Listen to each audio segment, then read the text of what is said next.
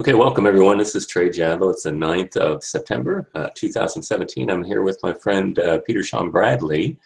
And we've been having technical difficulties. We're a few minutes late here. Hopefully this will work. I had to turn our cameras off. I got a feeling it's my internet connection. It's not the greatest. It's not allowing us to have our cameras work, unfortunately. But hopefully this is going to be something that will enable us to at least have a conversation and discuss the topic at hand. But I'm not sure because Peter just dropped out again. He might have tried to restart. Shucks. Let's see. I may not even be working now. This may not work out because we're not able to get a good connection or some kind of technical difficulty. Let me check something here real quick. See if I can find what the deal is here.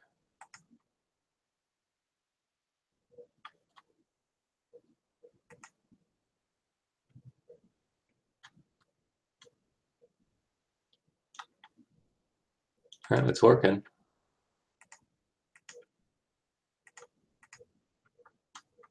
Peter, you there? Hello? Peter? Can you hear me, Peter?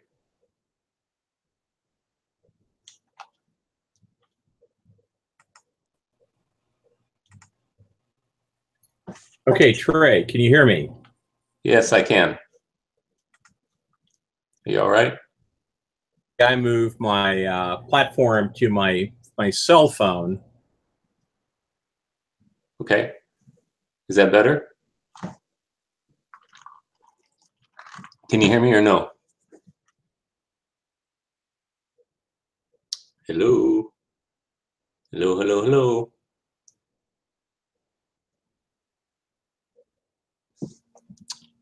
Can't hear me? I've turned down my bandwidth all the way to the lowest. I'm still unable to make it work. Hello, hello. Check 1, 2, 3. Check 1, 2, 3. Hello. Peter, can you hear me? Oh, I guess not. This isn't going to work, unfortunately, I think. Let's see. Hello. Unfortunately, it's not going to work, folks. I don't know what we're doing wrong here, but it's... Are we? Yeah, you're on twice now, Peter. Can you hear me? Can you hear me now? I can. I don't know what the hell's I don't know what's happening with my end. I sometimes have problems with the internet hookup here. If we have another problem, then I'll switch. I thought I had switched to my phone. Well, you're on twice, so maybe you can just switch over if you want to. I mean, if we have trouble. Yeah, at this point, I don't know. Let me do one last thing and switch it over to my. Let's see if I can switch it over to my AT&T. Okay, if for some reason you have a problem here, I'll switch over. Okay. And now we're live. So. Yeah, we've been live for about 5 minutes. Aren't you the bold one? Okay, so here's the deal. What I propose to do is kind of give you a overview of the Catholic economy of salvation that I put together from reading Aquinas and Augustine, the Catechism, and that type of thing. Sure. And kind of show you how the jigsaw pieces fit together. My thesis is basically that there isn't so much a difference between, in general, Protestant economies of salvation and Catholic economy of salvation than there is a difference in the anthropology, how the different systems look at the human person. I think that's where the difference really is. So if you want, you can follow along, you write this down, maybe that'll help. Mm-hmm. So the first thing that Catholicism starts with in the road from not saved to the beatific vision, the first thing that we start with is grace, specifically justifying grace. God makes grace available to human beings, and the grace does, according to Aquinas, several things. It's infused into the soul. It moves a person's will toward God. It moves the will away from sin, and it forgives sins. And once you have that grace making those movements in those various directions, a person can choose to cooperate or resist that grace. They resist, that may be the end of the story. If they cooperate, the next thing that probably happens, or that will happen, is faith.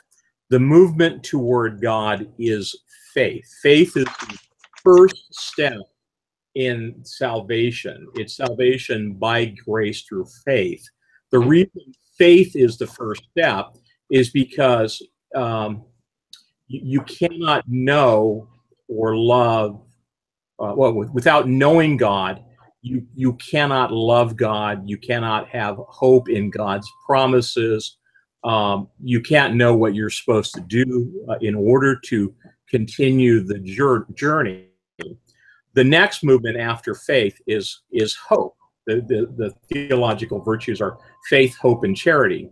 And hope is that virtue or attitude of mind or grace that allows a person to persevere through difficulty in hope, desire, expectation of obtaining a promise or an end or a goal. And so it's faith, then hope. And finally, and this is all probably logically ordered as opposed to temporally ordered, because it all happens at once. All this stuff happens at once. But the last logical step is love. And in that case, faith is an intellectual move. It's an understanding of who God is and that he is God and that what God is saying is true. It's intellectual. The intellect moves toward truth. The will moves toward good. The will is what moves human actions. And so in order for, it's one thing to have an intellectual understanding. That's necessary. That's essential and primary. But without moving the will by hope and love, then the person does not, in fact, move himself in the direction of an object, whether it's God or a cheeseburger.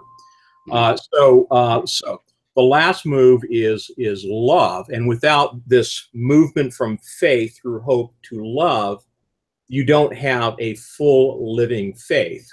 Love, I mean, obviously we all know Paul describes love as the greatest virtue.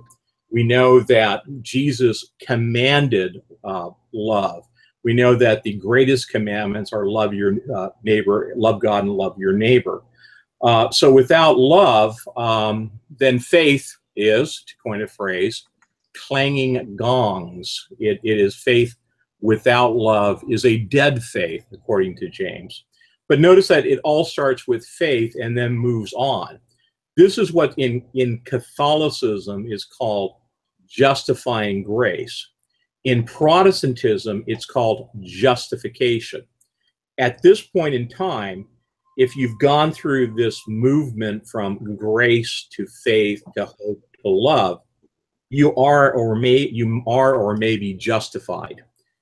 Using that term, and Catholicism would say you have initial justification, and then you have baptism. A person who is initially justified or justified then goes to baptism, which is initiation into the family of God, a public demonstration that you are in fact part of the family of God. According to the Catholic Catechism, according to Aquinas and Augustine, baptism is the instrumental cause of justification. It's that which announces that justifies you by bringing you into the church. And I know that Calvin says that faith is the instrumental cause of justification because it lets you grab a hold of whatever it is that God is providing through justification. Okay, so now we are at a point of you are justified as a Catholic by faith, by grace, through faith, through hope, through love. Now the question is, you have to, well, not the question, but the observation is that you have to keep loving God. Well, how do you love God? And the answer is pretty apparent from the scriptures is you obey God's commandments. You abide in his love. You obey his commandments. You keep his commandments. We know, according to 1 John 3, we know that we have come to know him because we keep the commandments.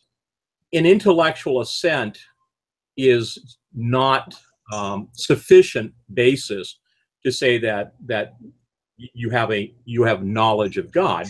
You got to put your money where your mouth is, and so you have to love God. You love God by obeying his commandments. Well, what do you need under the Catholic scheme to continue to love God for the long haul? You've had the first thing to point out is that every ability that you have to love God and serve God comes from God, and it comes from God by way of grace. A person cannot love God on his own. And there's a lot of interesting and very abstract discussions in Catholic circles on something called pura natura, which is a notion of, is it possible, it's basically the issue is, can we desire God without God's grace? And there are some say yes and some say no. The argument against a natural desire to know God is that human beings can naturally only desire natural things. You can't desire, like for example, you can't desire a 20-dimensional popcorn because you have no ability to even know what that is. And likewise, God is not naturally known to us, and therefore the only way we can get to know God, get to a desire to know God, is if God gives us the desire to begin with. Sure. Gives us okay. So in order to continue loving God, you have to have God give you grace. And this kind of grace is called habitual grace. And habitual grace is a habitual anything is something that always is there, even when it's not acting at the moment. If you have a habitual desire to love God, even if you're not thinking about God, you have the habit, it's part of your identity to love God, and God gives you that. Well, the telos, the end, the final cause of all of this, of course, is to be with God, to see God, to be in the beatific vision.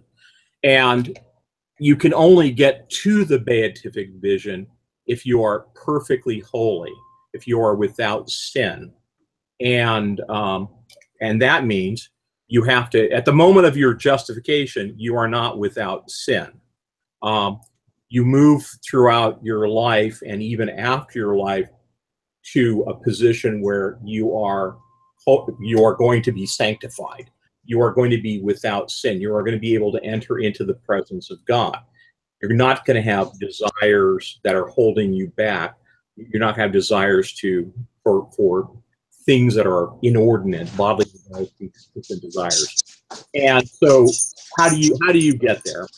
And the Catholic notion is that you get there through habitual grace by doing good works that are laid out by God, and then God rewards the good works by giving you more grace so you can do more good works. And as you go through this process of sanctification, you get closer and closer to the sanctity you need in order to enter God's presence.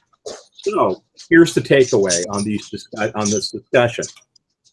In both Catholicism and Protestantism, to a greater or lesser extent with respect to Protestantism, there's two phases. The first phase is purely without works, unless faith is a work.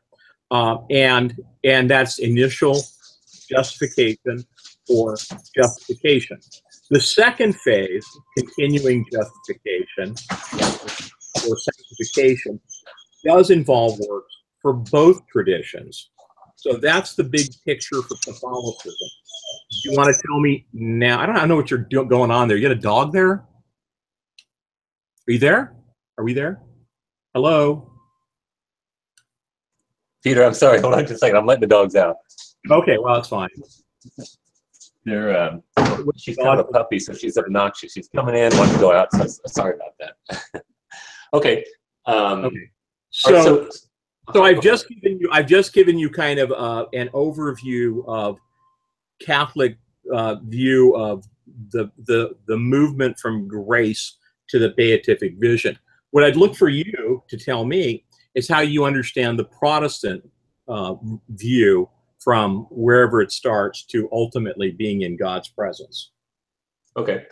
Well, from my perspective, and this of course, you know that the very hinge on the Reformation was this doctrine or this word of justification. Jerome, in his Latin Vulgate, translated the term justification justificare, which has a connotation of progressive, making righteous through progressive steps. And in 1516, I think you know that Erasmus made his Greek New Testament and made available, he made a diglot. He made it both in Latin and in Greek. And he decided to make a new Latin translation because he saw some deficits within Jerome's work. And of course, he was not by no means meaning to be a troublemaker, but in fact, he got the Pope's blessing on it. And he translated what was justificare. I don't know what he did in the Latin, but he didn't do it justificare because the term dicao or dicasune, which is to justify or justification, is a legal term that is punctiliar in nature. And so when the Bible speaks of to be justified, it is not something that is progressive. This can be illustrated, I think, probably best in Romans 5, chapter 1. It says, "Therefore, since we have been justified by faith, we have peace with God." And so that thing, having been justified, it's in the aorist tense, which means it's in the past tense, something that has happened in the past, and it's happened at one point in time. So justification, from our perspective, is not something that occurs that we must. Still there? Are you there? Yeah, am I not? You're phasing out. Okay, go ahead. Oh, shit. Am I still there? Hello? Hello? Yeah, I can hear you, but you're getting. Go ahead, and I'll let you know if you stop. Okay. All right. So, so from our perspective, that was a whole hinge on the whole Reformation. Is that term? I understand that, but my thesis is that when you break it down, particularly in the walk back of the last 400 years, because the position that Lutherans hold today is not the position that Luther held. Luther was strongly predestinarianism, and Yes. for him, good works could have no role in the process of obtaining salvation, because it was all determined. And yet, of course, you see in Calvin and Luther is they'll say, but we're not going to say that because we want people to nonetheless be doing good works, because that's a good thing. That's fine. What I'm looking for you is, we're going to start with just a guy who's not a Christian. Mm-hmm. All right. How does he go from being not a Christian at all mm-hmm. to seeing God? What's the first thing that happens?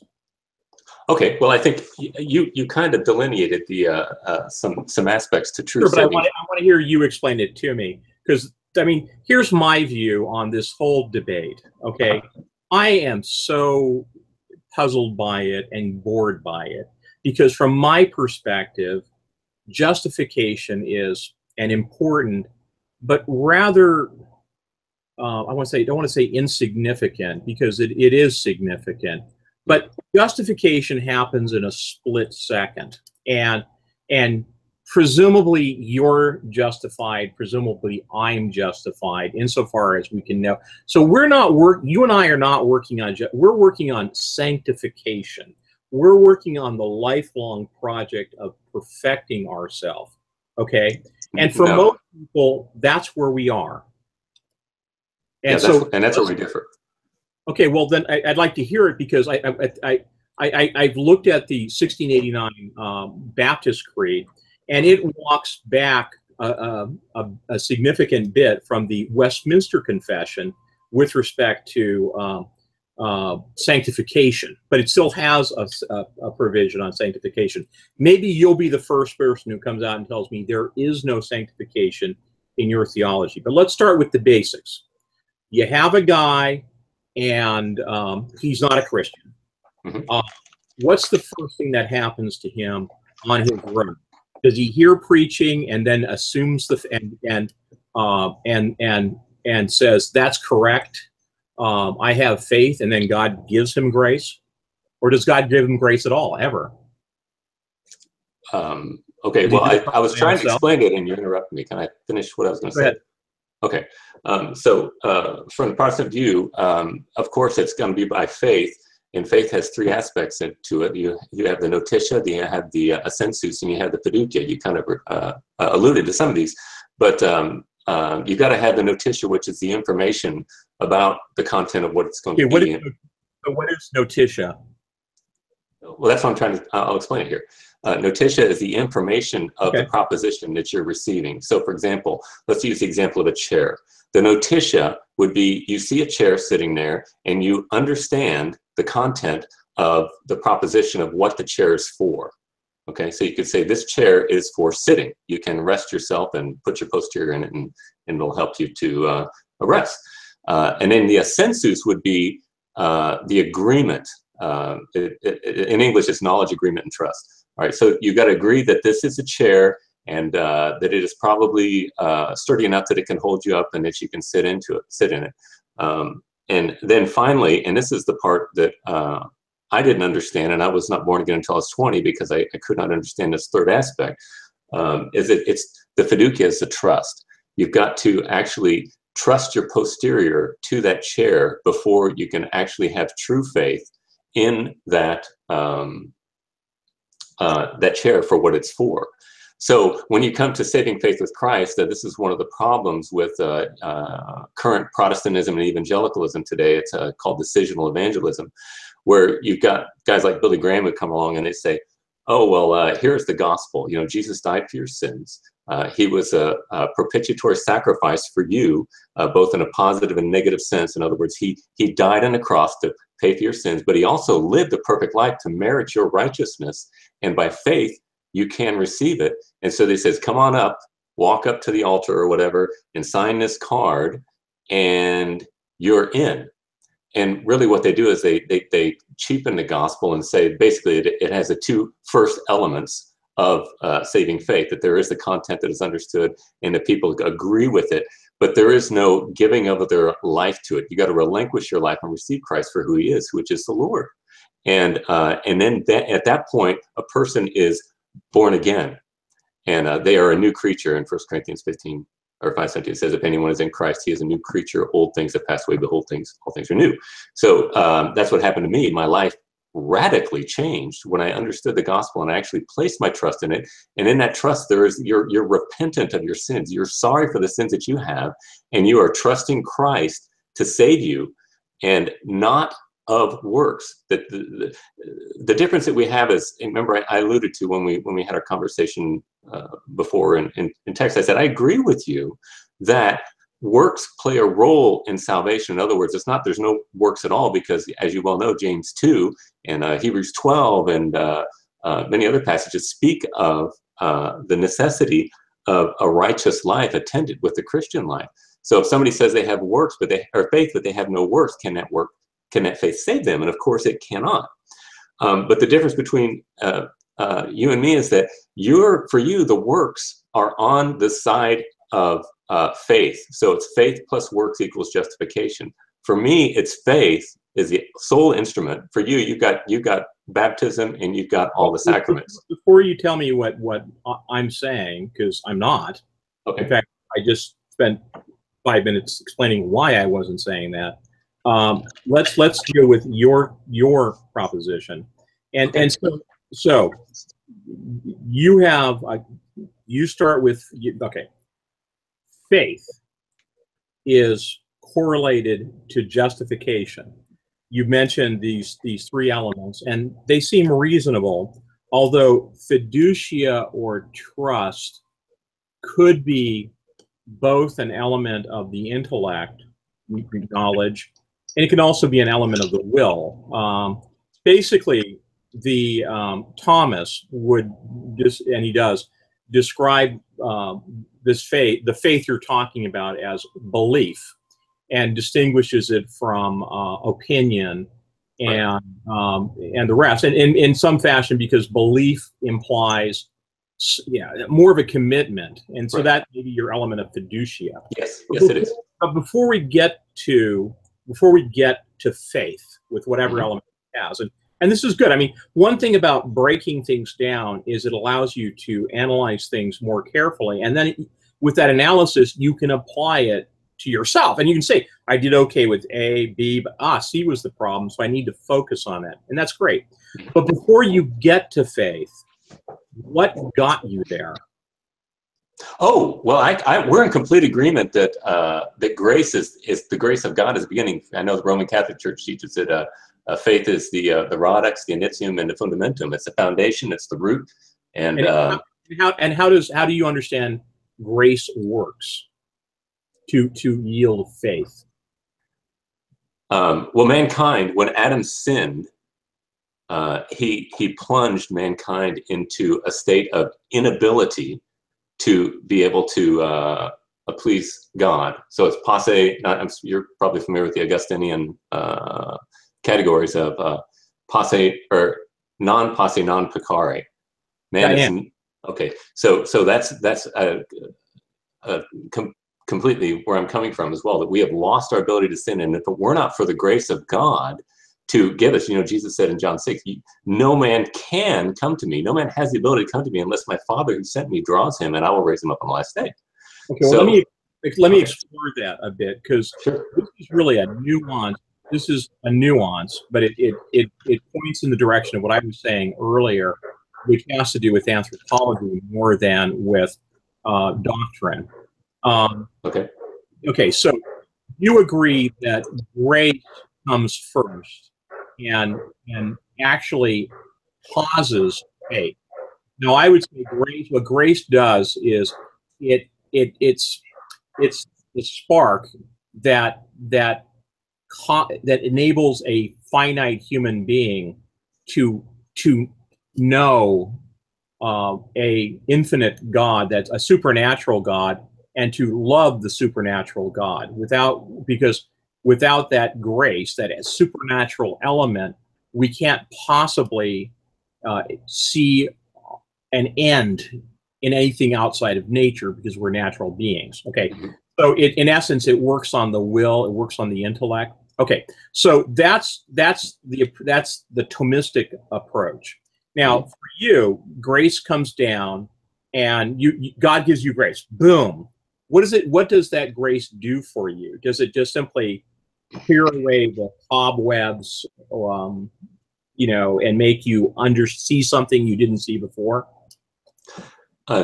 No, it completely changes your understanding of God for who He is. In other words, I'm sure you're familiar with the Calvinistic perspective that that once someone is regenerated, that grace is irresistible. It's not that God is forcing anybody, but God enables us to see God for who He is. And once we see God for who He is, nothing's going to stop us for running after Him and seeing Him in all His glory. Okay, and so so one thing about the Thomistic approach is it's more interested in human psychology and sociology and anthropology perhaps than Calvinism is. And I would say the following is they're fundamentally the same, because they're both describing the same kind of phenomena that we actually see. We see and experience how one moment the world is one way, and then we have a conversion experience, and the world is different, and everything about the world is different. The saying that God is the light by which we see the world.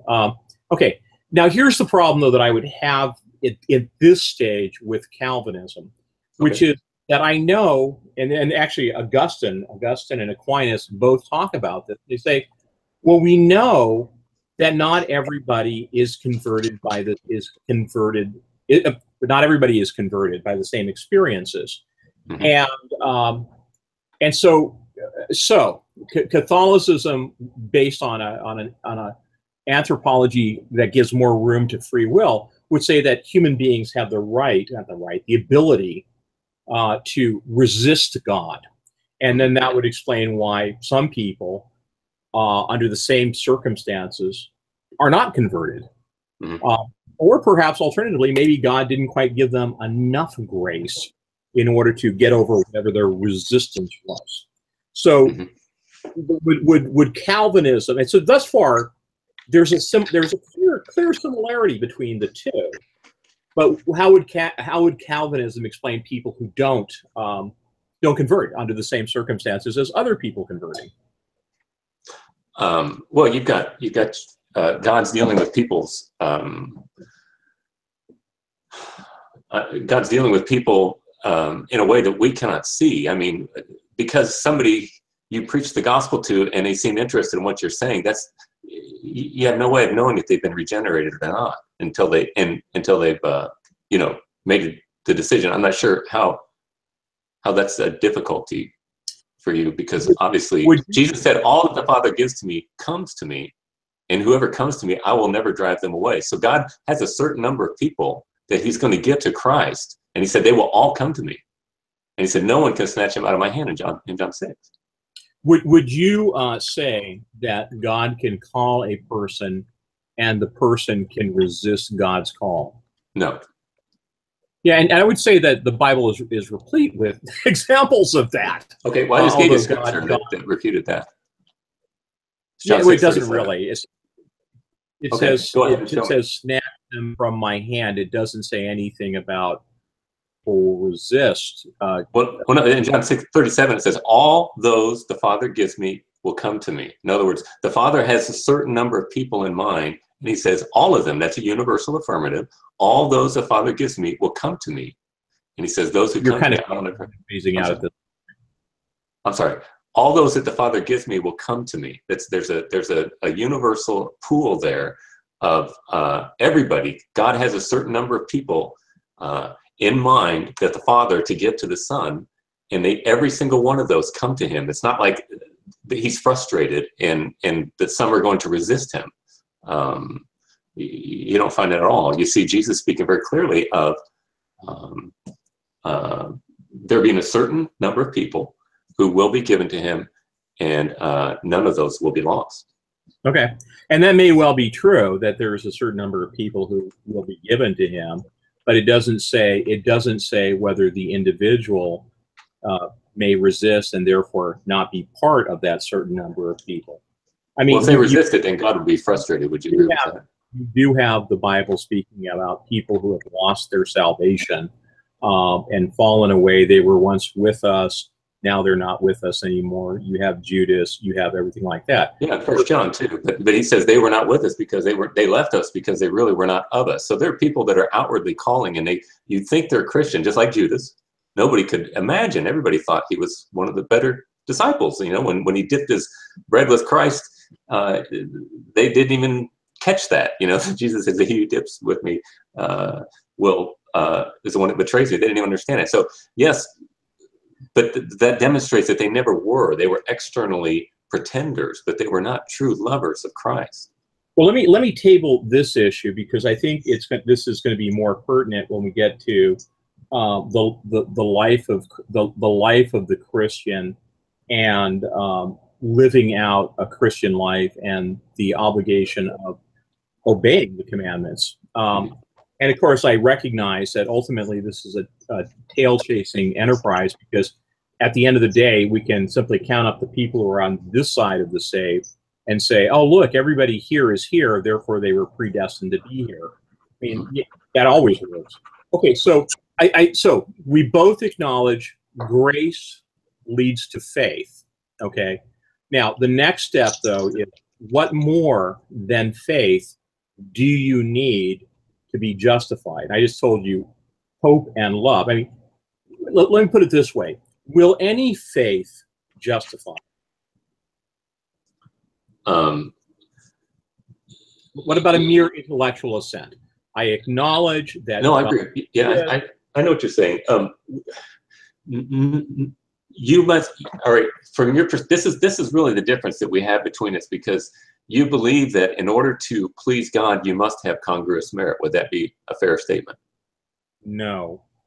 That's okay. That's so when you do the sacrament of penance, you don't have to have congruous merit. Using the wrong term, and you're wrong. I mean, you're no. Okay.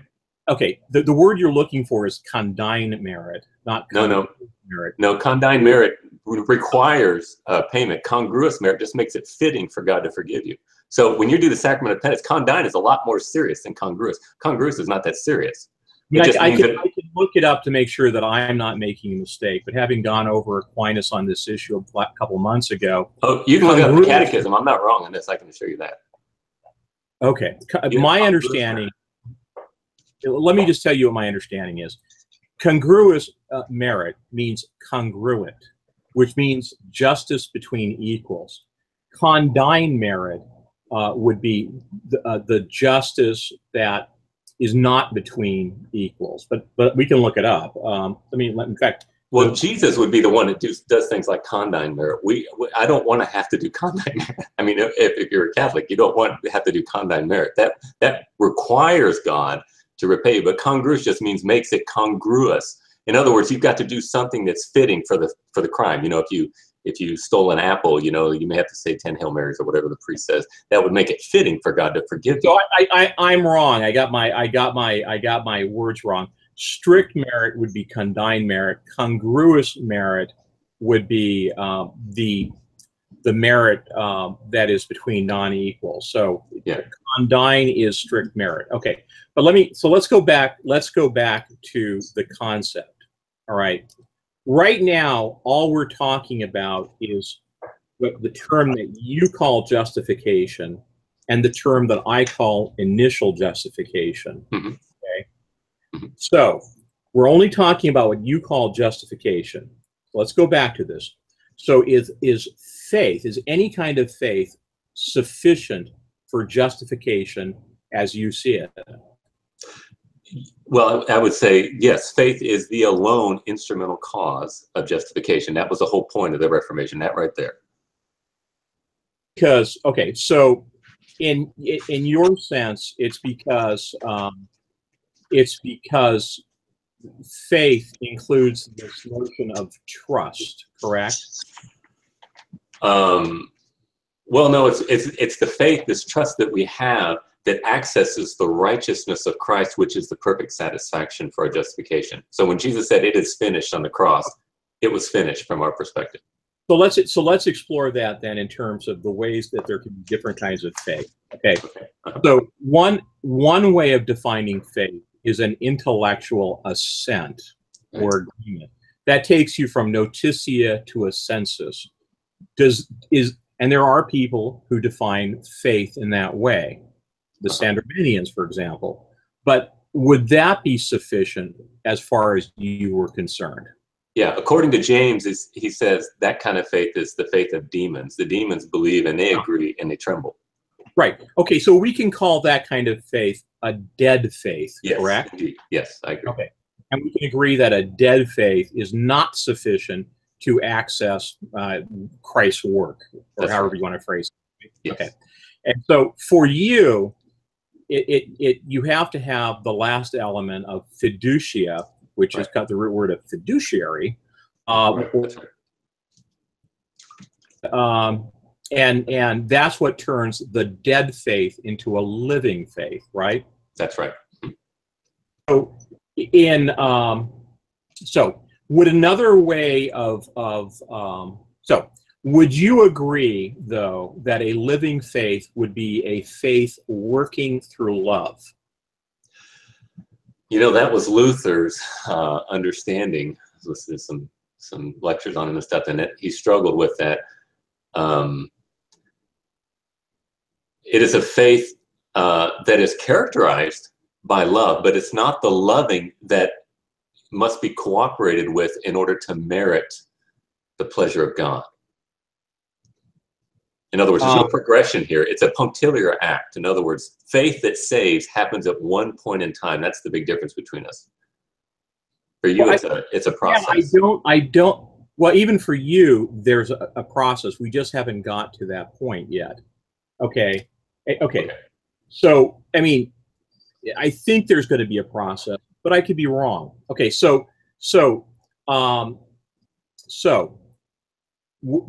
Here. Okay. So, of course, I was quoting Galatians that in Jesus there's neither circumcision or non-circumcised, nothing but faith working through love. In 1 John 2:3, by this we know that we have come to know him if we keep his commandments. Okay, and so for the Catholic tradition, which goes all the way back, the notion and is relying on the Bible for language. What takes the place of fiducia is this concept of love. Okay, and at least we have a reason for saying love as opposed to faith. Because let me ask you this question here: if you're aware of Corinthians, of course, where Paul talks about faith and hope and charity, and the greatest of these is love. And without faith, even self-sacrifice, without love, rather, even self-sacrifice is meaningless. Okay.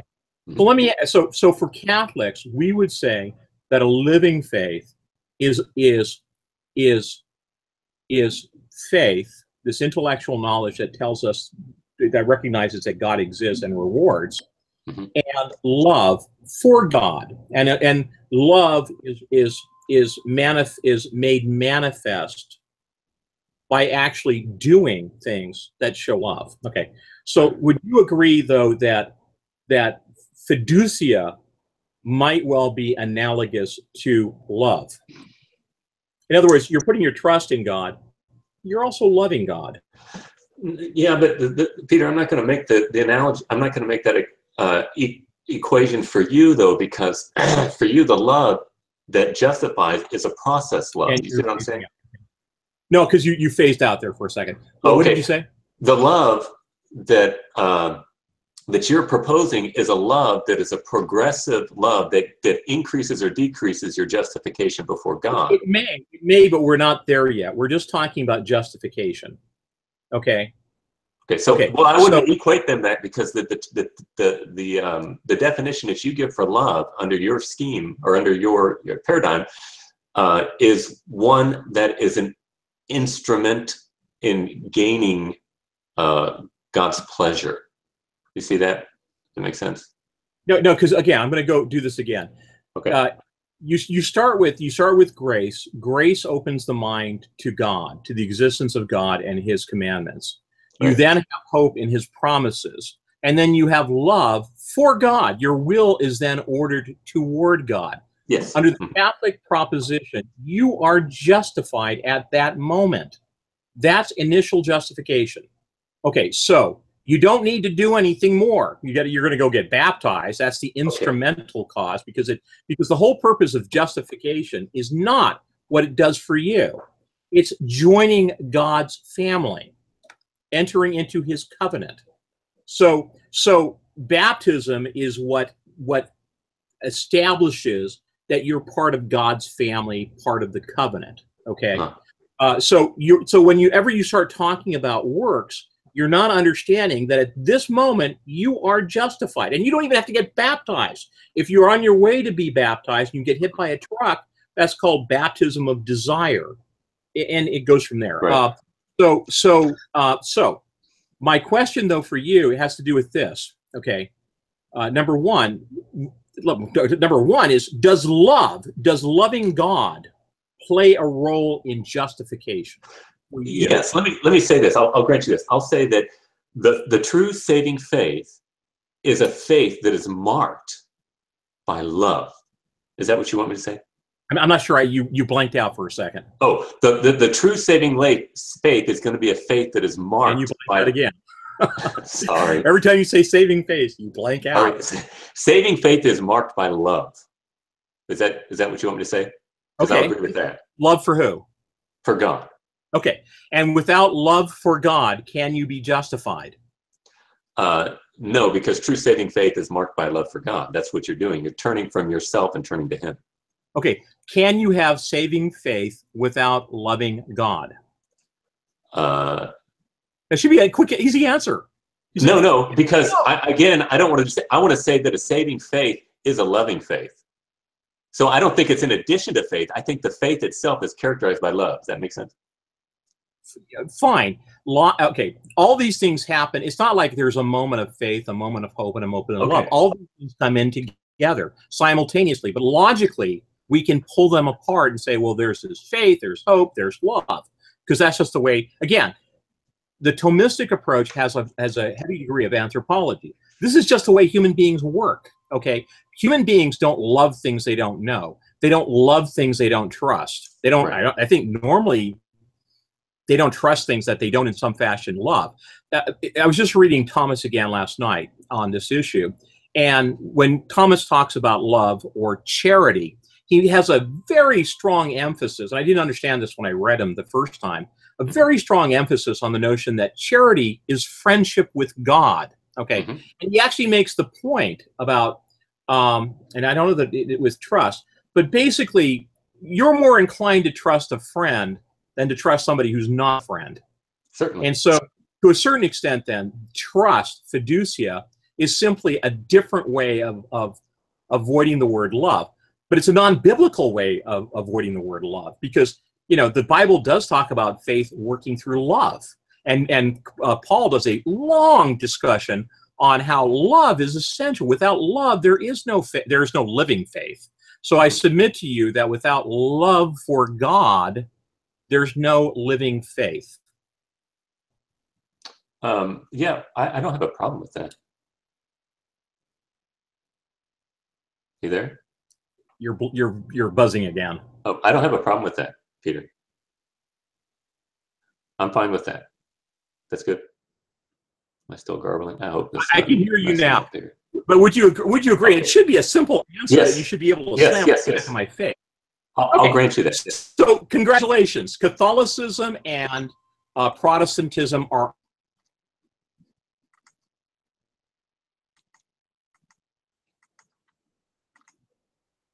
this concept of trust and a concept of love. Okay. Peter, I'm sorry, but you cut out on me there. You said Protestantism and Catholicism are what? On the same page. And they're on the same page because, except insofar as there's a nuance between trust and love. Okay. Okay. And they do have different connotations, and they may cause different ways of approaching things, but it's a language difference, and it may have a real difference on it. Okay. So now we are both justified, and it all happened instantaneously. I mean, you keep using the term punctiliar, right? Yes. You mean that's a point, right? Yes. Okay. Last night I read Aquinas, and he said all of this happens simultaneously and instantaneously. What I've just told you, the point where we are right now, is precisely that: simultaneous and instantaneous. Sure. Boom, you're justified. Now you have to live out the rest of your life. Okay, you want to get to heaven, right? Mm-hmm.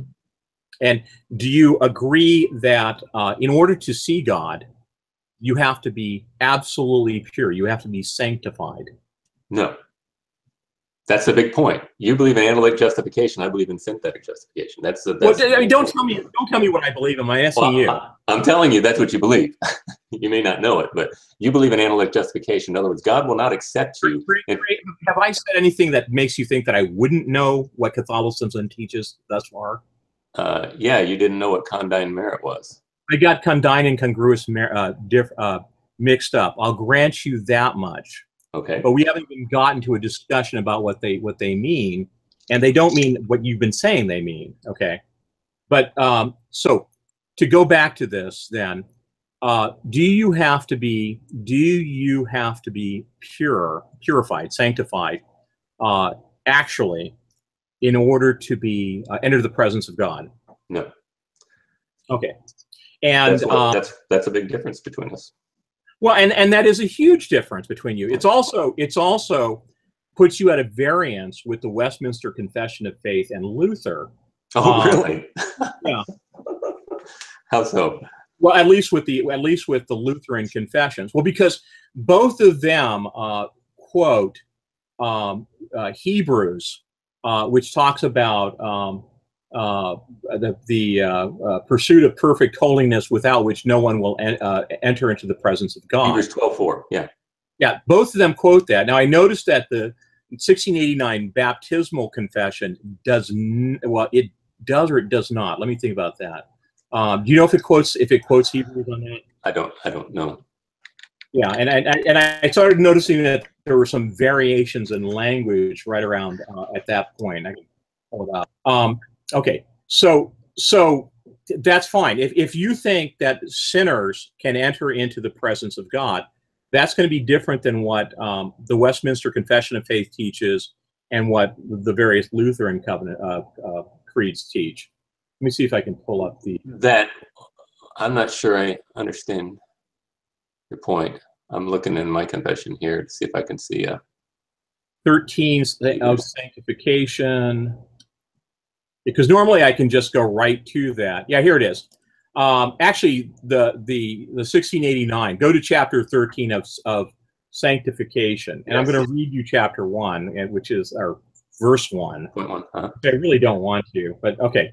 Those who are united to Christ, effectually called and regenerated, having a new heart and a new spirit created in them through the virtue of Christ's death and resurrection, are also further sanctified, really, through the same virtue by his word and spirit dwelling in them.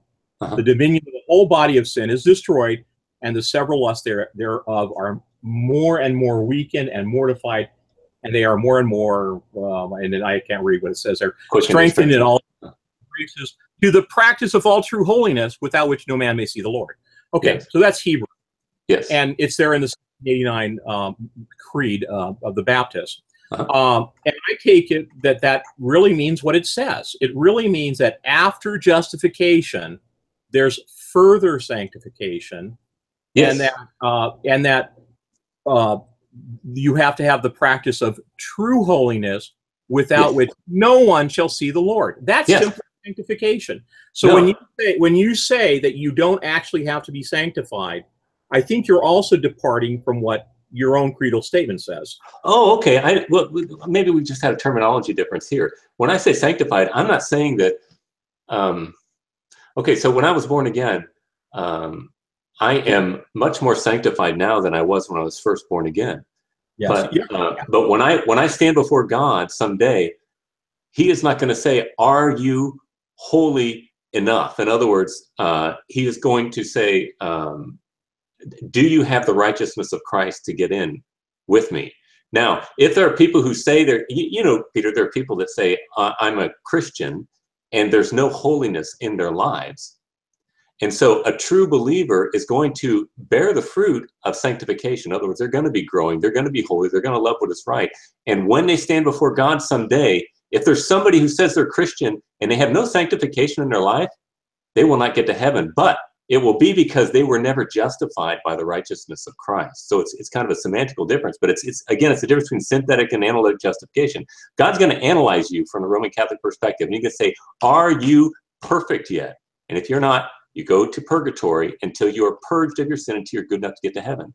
For Protestants, it's, do you have the righteousness of Christ? And those who have the righteousness of Christ are going to be holy people. They do it because they love Him and because they want to please Him, but it's not a ground of their justification. Does that make sense? Yeah. You just mixed a whole bunch of things up there in a confused way when you started telling me what I believe, because that's not true. Okay, first of all, I think it's great that you've acknowledged that justification going on in your and in the theology of your church, because your church actually does talk about sanctification.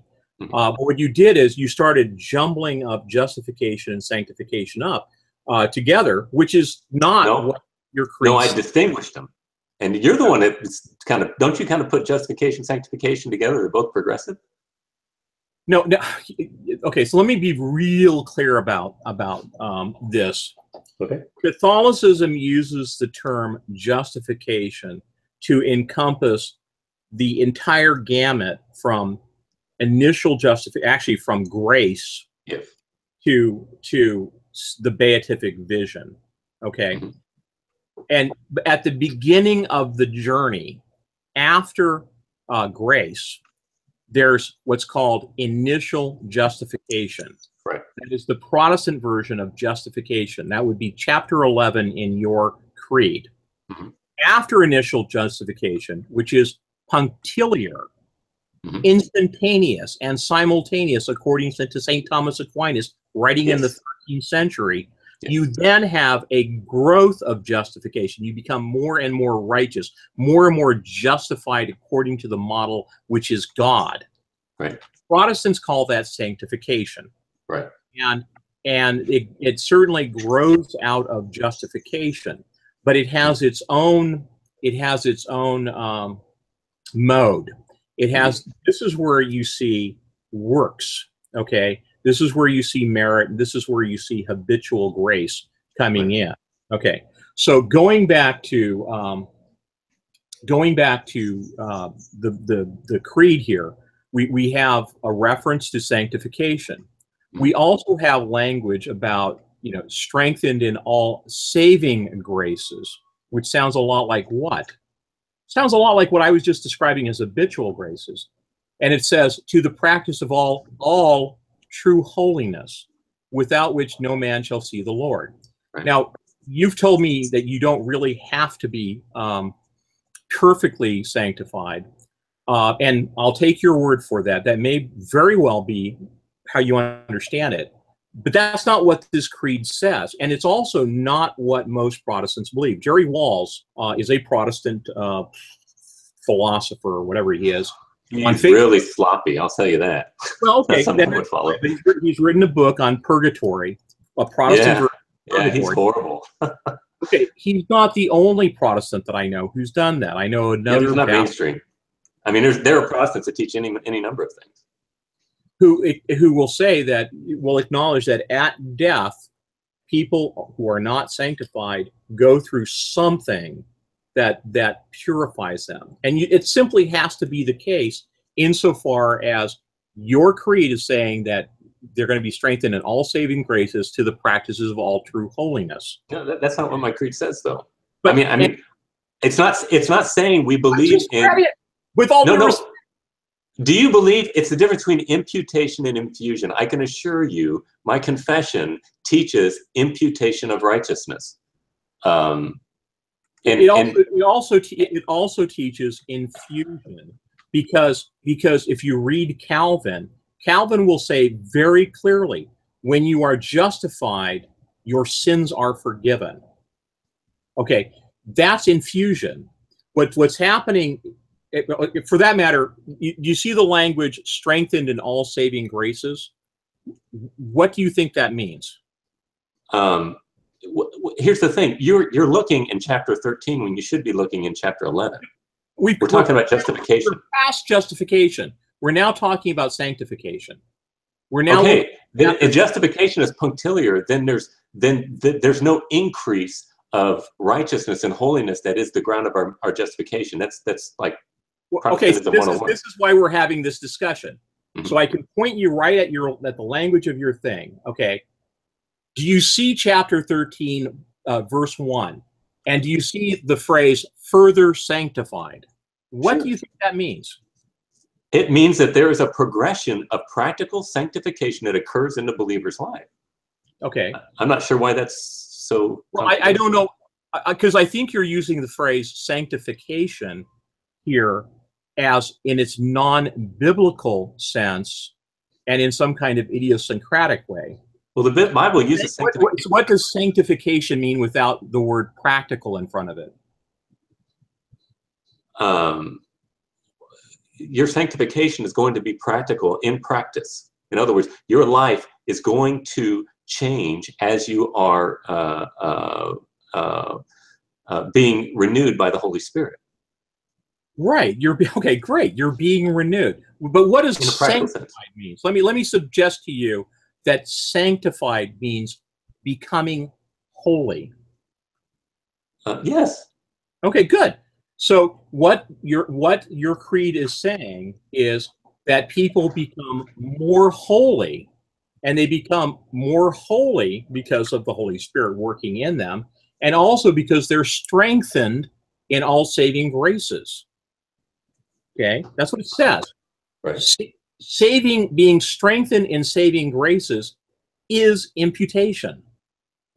You're being given God's grace in order to carry out God's commandments and orders and obey his commandments, and in order to sanctify yourself, in order to make yourself more holy, until eventually you have the practice of all true holiness, without which no man shall see the Lord. And that's not just something they say, that's the Bible. Right. Right. The Bible says nothing unclean shall enter into God's presence, and without the practice of all true holiness, no man shall see the Lord. It's the Bible that says that. Yeah. So the Bible says that. So in order to see God, you actually have to be sanctified. Actually sanctified. There must be a person who is being sanctified in order to see the Lord. That's what Hebrews 12 is talking about. Yes. No, this is saying, to the practice of all true holiness, without which no man shall see the Lord. It's saying that they are now practicing all true holiness. Yeah, it says, so far as it depends on you, be at peace with all men, and a holiness without which no one will see the Lord. It's talking about being at peace with one another. But it's saying that people who say they are Christians and are not in the process of sanctification, they will not. This is talking about people who are Christians and how they get to see the Lord. They get to see the Lord when they have true holiness. Okay. Then what in Ephesians 2:8-9 it says, "For by grace you've been saved through faith, and that not of yourselves, it is a free gift of God, not of works, lest any man should boast." Read the rest of it. Not of works, lest any man should boast. For we are his workmanship, created for good works in Christ Jesus, so that we should walk in them. No, I'm sorry, I didn't hear that. Was there the words "created for good works" there? Yes. Okay. So why are we created for good works? But the ground is not works. Did you get that part? Why are we created? No, we are created to live holy lives, but it's not by works. Did you get that? But we are created. Read the whole thing again, because I don't. I'm not reading it. I memorize it here. For by grace you have been saved through faith, and that not of yourselves. It is the gift of God, not of works, lest any man should boast. For we are his workmanship, created for good works in Christ Jesus, that we should walk in them. All right. So if we are saved, born again, it's by faith alone, and that faith will produce good works. And if you don't have the good works, you will not see the Lord. But that's not the ground of our salvation. It's by faith. It's Christ's righteousness given to us, imputed. And I agree with you. Says. Didn't you hear me actually start this discussion by saying I agree with you? Faith is the ground of our salvation, because yes. without faith you cannot know God, and if you do not know God, you cannot love yes. God, you cannot have hope in His promises. Faith is the ground of our salvation. Yes. Nobody has argued that. Catholicism always taught that. But also, what is more important than faith is love, and love is a direction of the will toward the object of the will, which is God, and doing things like carrying out His commandments, without which you are not saved. Mm-hmm. So, John 15:10, if you keep my commandments, you will abide in my love. 1 John 3, by this we know that we have come to know Him, if we keep His commandments. Matthew 22 talks about, it goes on and on. Failing to carry out good works is bad, because they're not those people. Saw the dead, great lowly.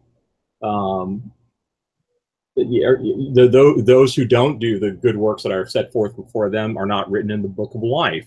Titus 1, I like this one. They profess to know God, but by their deeds they deny Him, being detestable and disobedient and worthless for any good deed. Okay, and in part what you have here is, your mouth says no, no, but your eyes say yes, yes. You can cry, Jesus, Jesus, but if you're not carrying out good works, you really aren't loving God. And that, of course, is Matthew 25. Okay, sure. So you can't. So you can read that one passage to me, which then goes on to talk about good works being created for good works. After it says it's not by works, you have to factor it. You have to factor. Yeah, it's talking about justification, right? And it's not talking about sanctification. Okay. Works are important for sanctification, and which is interesting is that the Westminster actually says it, but the 1689 Baptist Creed does not say that. That's the difference. So now we're talking sanctification. Do you acknowledge then that performing good works is part of sanctification? Yes, but our sanctification, this is the difference between us. Our sanctification is not the ground of our justification. For you, I don't care. I'm talking about sanctification. We already did justification. And I agree.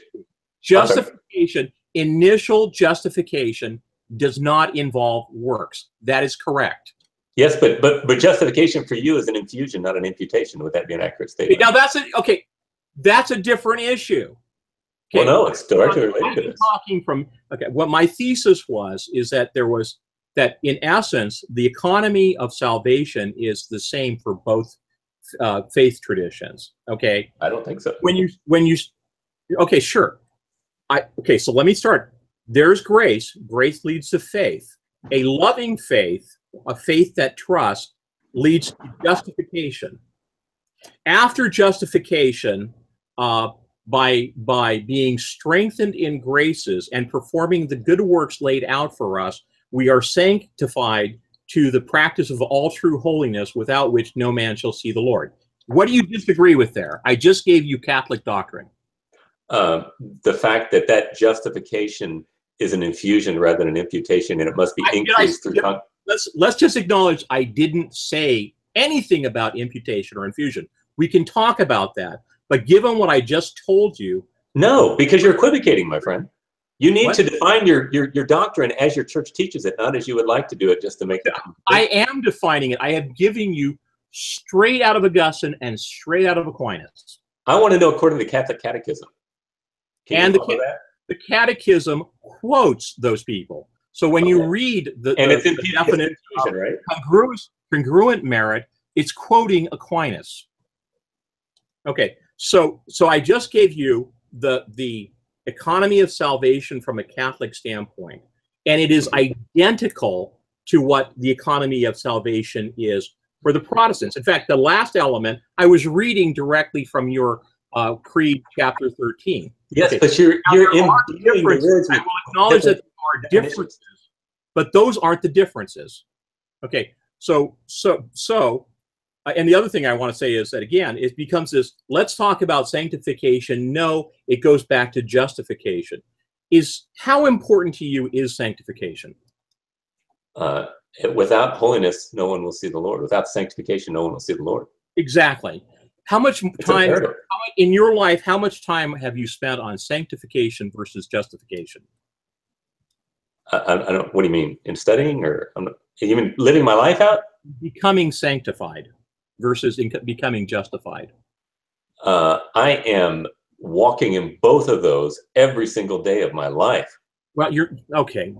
You are justified. You are becoming sanctified, right? Yes, that's right. Okay.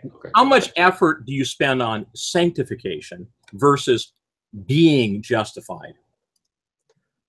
Well, being justified, I need to remember my justification and trust in that. So there is an effort of remembrance and walking in that.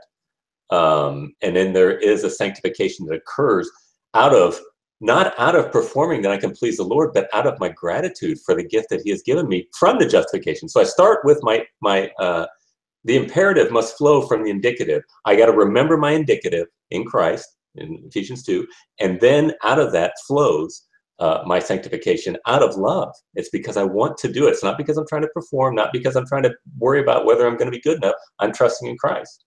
Sure, exactly. I do not disagree. That is precisely what Thomas taught 400 years before Luther, or 300 years before.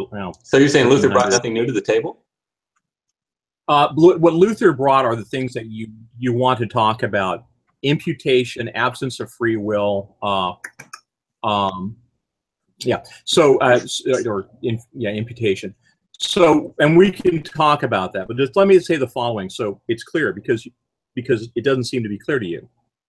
Okay, even for Calvin, faith starts with fear of the Lord. Faith starts with a servile love, and then moves toward a filial love. And again, this has to do with the anthropological aspect of Thomism, which is saying that that's just how people work. We've all gone through that. And it's the same way with respect to God. You start out as afraid of God, and then you move your way into being a son of God. And as you do that, you do things out of love. And that has to do with, this is why Thomas spent such a large amount of time on the concept of habits. Habits are, and virtues. A virtue is the habit of choosing the mean between the extreme. A habit is something that you do naturally.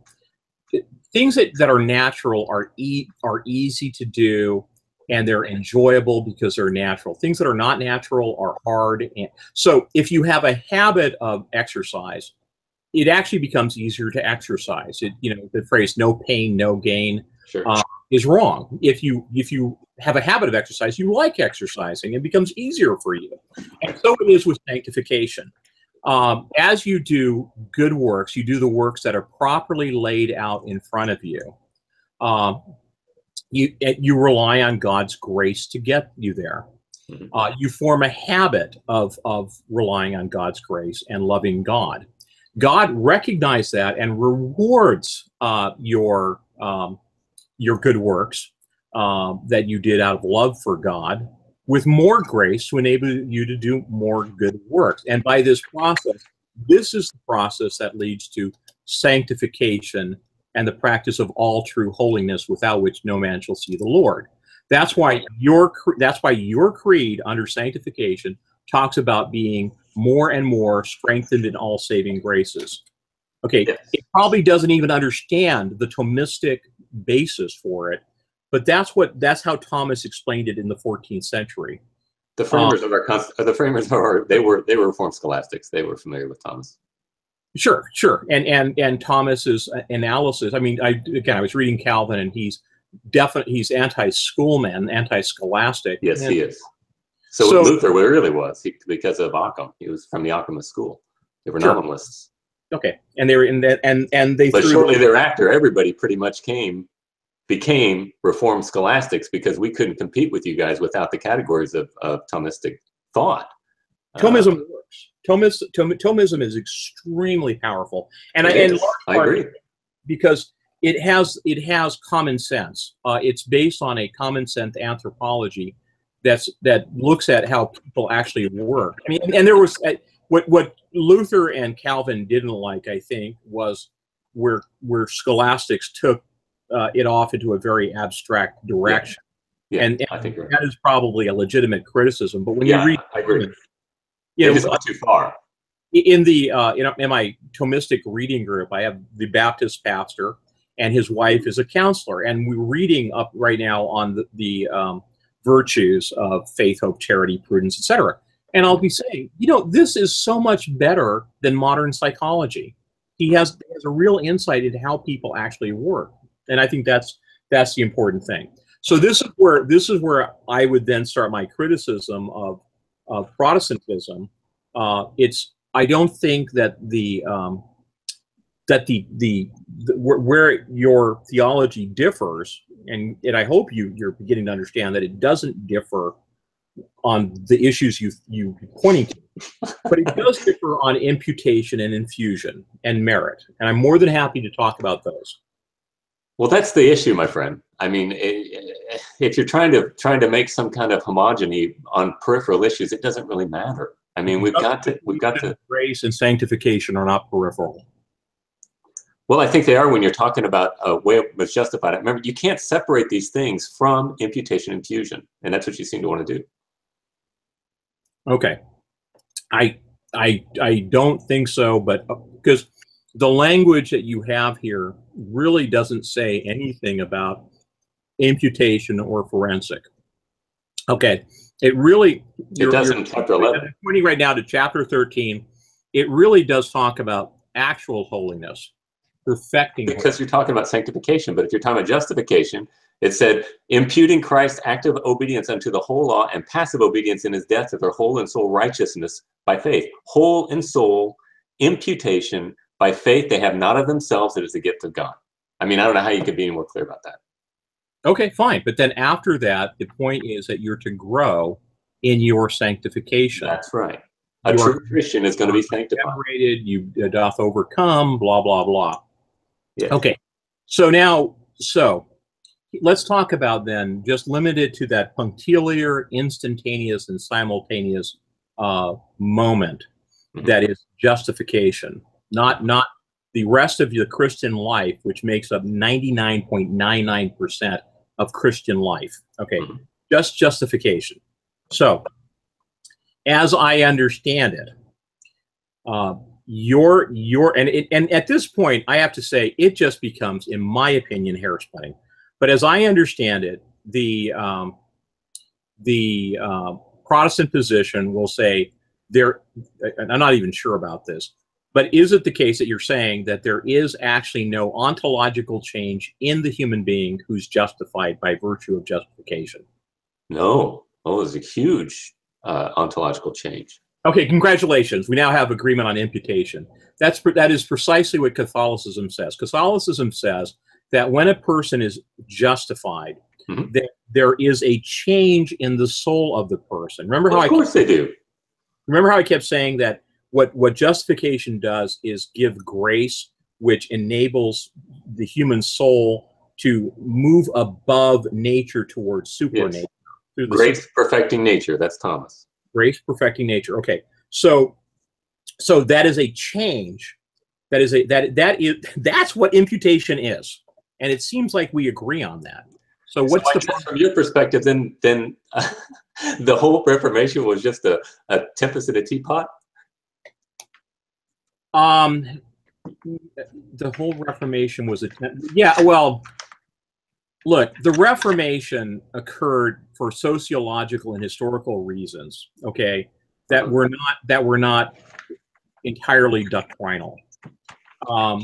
And so what you see is a lot of times groups that are very close to each other will seize on the nuances and hold them up as shibboleths.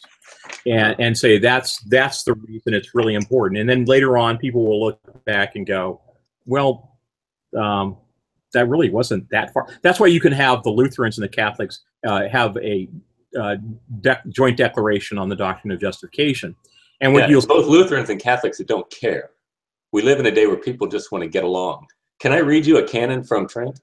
Okay, I knew we'd get there somewhere, and I'd be happy to have you read me something from Trent. Which one? Okay. Canon 24. If anyone says that the righteousness received is not preserved and also not increased before God through good works, but that those works are merely the fruits and signs of justification obtained, but not the cause of increase, let him be anathema.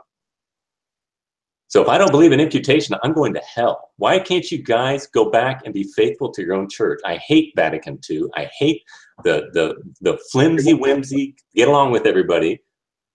Let's define. Okay, well, let me stop here for a second, okay, and correct you on a couple of things that I don't want you stealing third base.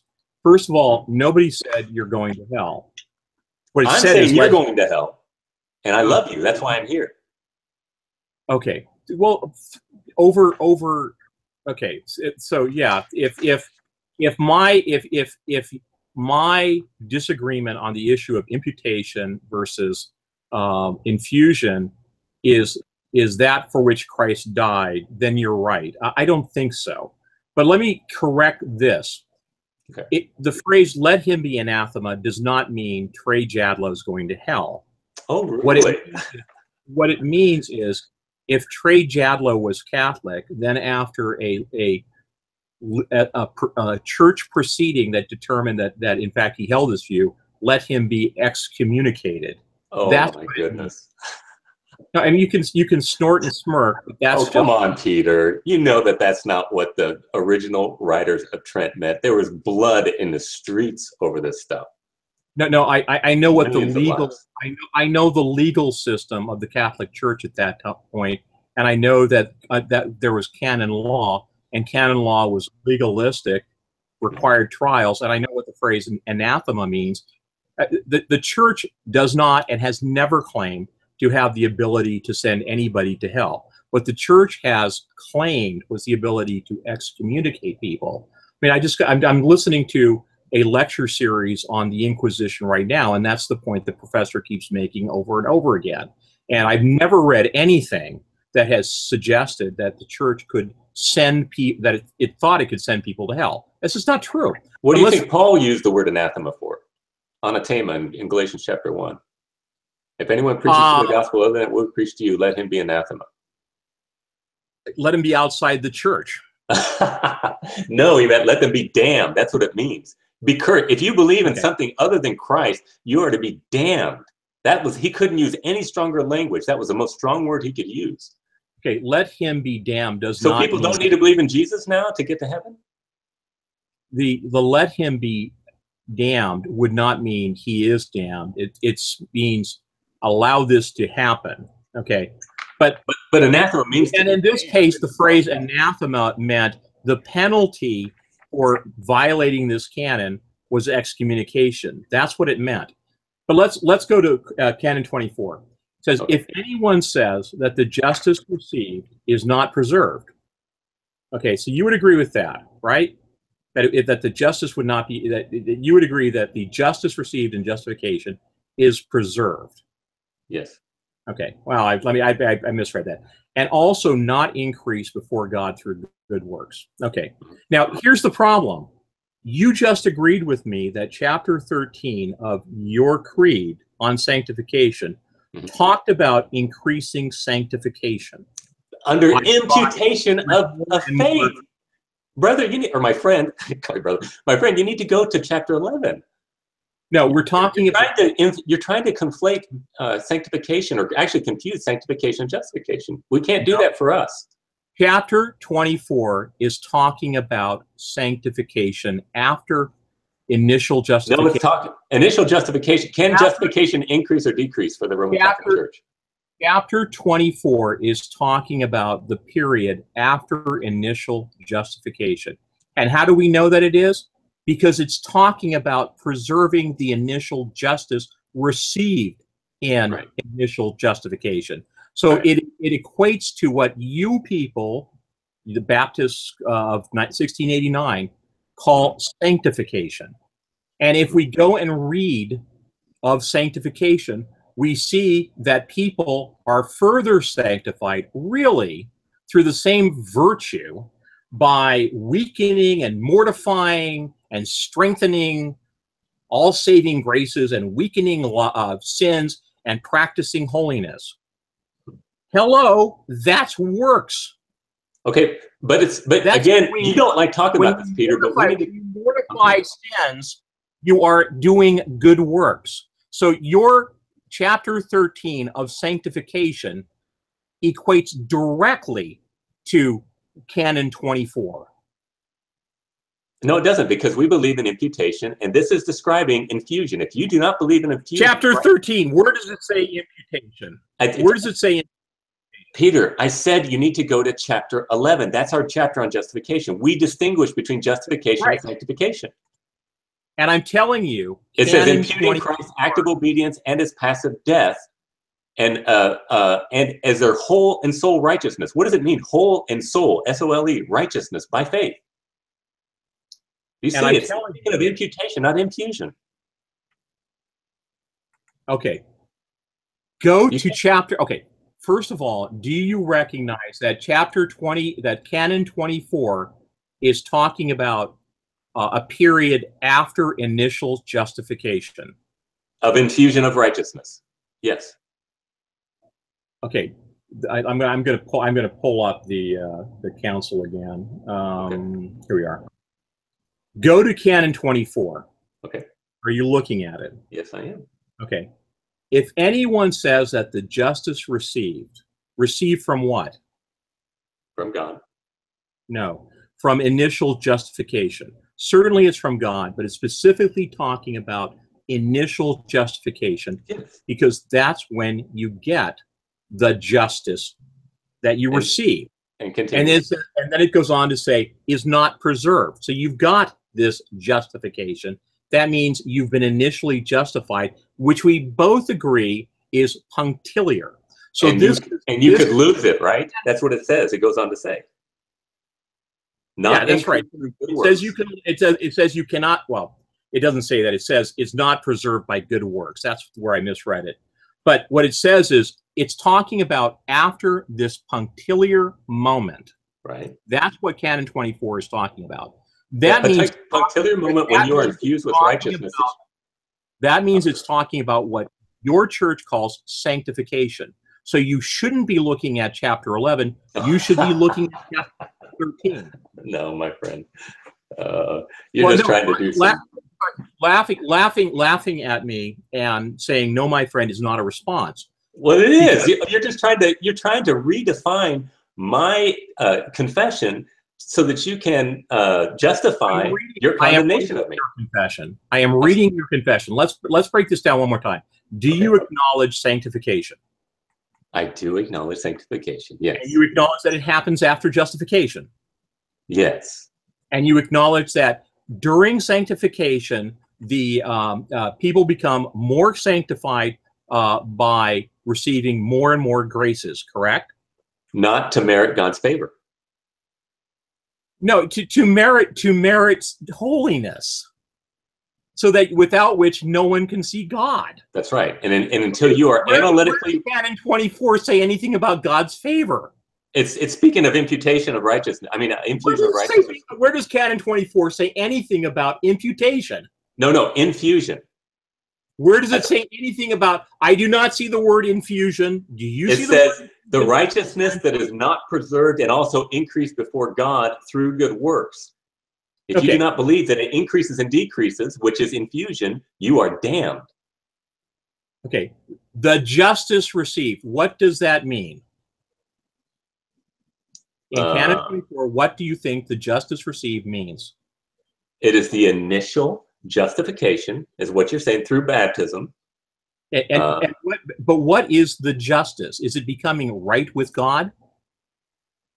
No, the initial justification is a purely an infusion. It has nothing to do with the choice of the person. The Adam's original stain is washed away from them. and they are put in a state of justification until or unless they commit a mortal sin and kill the grace of justification, by which they need to do the second plank of justification, which is confession. Okay, you're telling me what my church is teaching now. That's okay, right. so let's just look at 24. It says, Okay. the justice received. We both agree that it was received as initial justification. My question is, what do you understand the word justice to mean in that sentence? It is the washing away of Adam's stain and infusing the soul with the grace of justification. Okay, isn't it more likely that it's obtaining a friendship with God, moving Yes. from sinner to a friend Absolutely. of God? Yes. In other words, becoming more in line with God, approaching closer to God, right? Well, no, all their sin is washed away. Yes, that's true, but we have to admit that you are not at that point engaging in the practice of all true holiness. I mean, there's other things that you might want to be doing, like be charitable. At that moment, you are completely right with God until you do not cooperate with the grace, with the Holy Spirit, and then you lose that grace of justification, and you must work in order to get it back through faith. Okay. You may be right about the Catholic approach there, but this canon is not talking about that issue. Oh, this canon is Peter. It says is not preserved. That righteousness that is received is not preserved, and also not increased before God through good works. What else could it be? It's not talking about imputation. Okay, let me offer an explanation about grace that I've heard. Okay. A person who is in a state of grace, who has been baptized, is certainly washed away of all sins, Yes, including original sin. Yes. But and that's good. That person is in a state of grace, and presumably with no sins at all, will be going straight to heaven. Mm-hmm. However, the person can still grow in holiness. And they grow in holiness by obtaining more grace, and they obtain more grace by doing good work, being rewarded by grace, etc. And the notion is that in heaven, everybody has a cup that's filled to the brim, but some people have bigger cups. And in the Protestant world, there's a reference to crowns. You get bigger crowns or something like that. Jonathan Edwards used the pail, I think, the cup too. Okay, so it's that kind of concept. So put aside your whatever you just said. So if you accept on Canon 24 that, let's say, the person is in a state of grace, they've been baptized. Let's say it is a Protestant who has been justified. Can a Protestant, Jonathan Edwards style, increase their grace, increase their merit, increase their holiness? Well, yes, their holiness, but not their merit that would purchase their salvation. And merit is fine. They can increase their holiness. You would agree with that, right? Their practical holiness as they live their lives. If they can be more conformed to the image of Christ. They become more conformed to the image of Christ. And they become more and more conformed to the image of Christ. Do they become more and more conformed to the image of Christ by engaging in, rather than rejecting, the works that God has set before them? I'm sorry, could you repeat that? Do they become more conformed and grow in holiness by engaging in the good works that God has set before them? And you know that, yes, they do. Well, congratulations, you now agree with Canon 24. You sure do a lot of congratulating. That is precisely what Canon 24. It is saying that after initial justification, one can increase their holiness. And then why are they condemning the Protestants? You think about they're that? They're not condemning the Protestants. But why are they calling it error? Because if you say, if there is somebody who says that you do not increase your holiness by doing the work that God has set before you, that is an error. And you agree with me. If somebody said to you, you can become more holy by choosing not to do the good works that God has set before you, what would your response be? So you got a different gospel. That's antinomianism. Right. So you agree? You are actually agreeing with Canon 24. You and Canon 24 are on the same page. You know what, Peter? I like you. During the Protestant Reformation, there's two possibilities here. One is the Council of Trent thought there were Protestants who were making this argument, okay, but nobody really was. But so they condemn it, okay. The alternative is that there were some Protestants who were making this argument, and there were. Like all of them.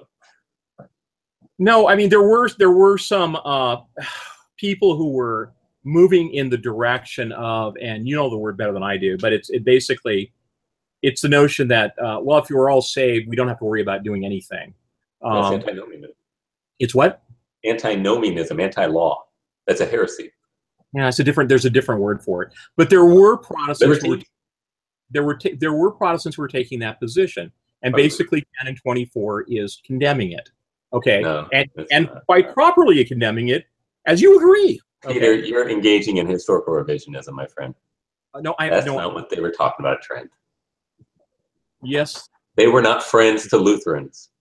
No, they were not friends. They were not friends to Lutherans, but they were not. These canons are not. First of all, they're not condemning only Lutherans, and secondly, their purpose is not only to condemn Lutherans.